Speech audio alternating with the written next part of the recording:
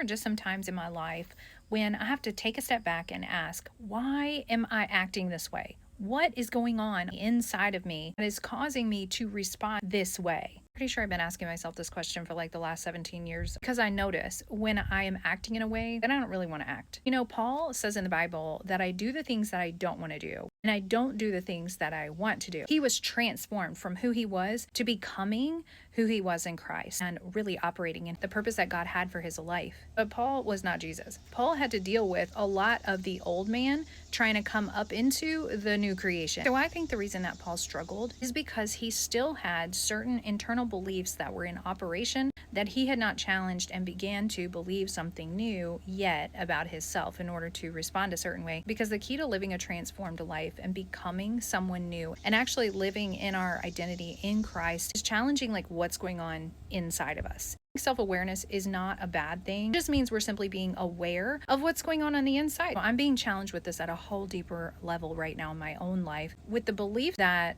I am a failure. I didn't even realize I had this belief system in operation in my life until I failed at some stuff that I really thought that I could do and it just didn't work out. Or I tried something and it didn't work out in the way that I thought that it should. I had an expectation and my expectation was not met. I was talking to my husband about it one day and I said, I just feel like I'm failing at everything. And when I heard those words come out of my mouth, I knew immediately these are not the words I need to be speaking over my life. They came out and nonetheless, I just kind of like was wallowing in it. My 7-year-old son came up to me and he said, Mom, you're not failing. I think you're doing a great job. And it legit almost made me cry because I thought, wait a minute, like he believes that I am doing a great job, even though I haven't found time after this big move and everything to like go get my hair done so that my grays aren't coming through, constantly dressed like I'm gonna go work out, but I'm actually not working out, or I haven't really done all this other list of stuff. He doesn't see any of those things. All he sees is, I think you're doing a great job, Mom. So why it made me want to cry is I realized in that moment, he believes that about me, but I don't believe that about me. And so I've spent some time with the Lord really talking to him about that. A woman who was in leadership and authority over me said,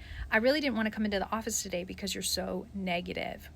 And I was like 27 years old. I could have gotten angry at her for saying such a harsh thing, but it was the truth. And I knew it, but I've never really took the time to ask why. Why am I so negative? It's causing me to respond this way to life. It's our belief system because our thoughts feed our belief system and we operate out of our belief system. Everything we do or don't do comes out of what we think about ourselves or what we believe about the world around us. So the next time you respond to something in a way that you're like, why do I always do that? Just stop for a second and like ask, okay, Jesus, what am I believing that is causing me to respond to it this way? And what do I need to believe for me to start to change this part of who I am and how I respond?